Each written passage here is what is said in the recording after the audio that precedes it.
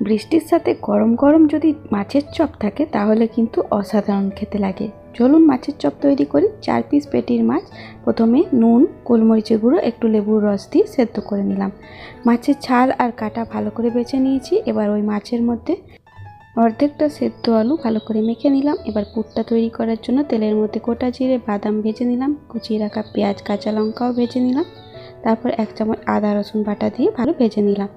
মাছের পুরটা দিয়ে দিলাম। তারপর দিয়ে দিলাম পরিমাণ মতো নুন, হলুদ, জিরে গুঁড়ো, ধনে গুঁড়ো, ইচ্ছে হলে একটু গরম মশলার গুঁড়োও দিতে পারেন। শুকনো শুকনো করে মাছের পুরটা তৈরি করে একটা থালায় ঢেলে ঠান্ডা করে নিলাম। পাউরুটি নিয়ে পাউরুটির 4 কোনা কেটে বাদ দিয়ে জলে ভিজিয়ে জলটাকে চেপে বের করে নিতে হবে। এবার মাছের পুরটা বেশ অনেকটা পরিমাণেই ভরে নিতে হবে। 1টা কিংবা 2টো পাউরুটি দিয়ে এভাবে ফোল্ড করে নেবেন। চ্যাপ্টা লম্বা গোল যেমন খুশি শেপ দিন, গরম তেলে ছাড়ুন আর ভাজুন। তারপরে গরম গরম চপ বৃষ্টির সাথে কাসুন্দি আর স্যালাডের সাথে পরিবেশন করুন।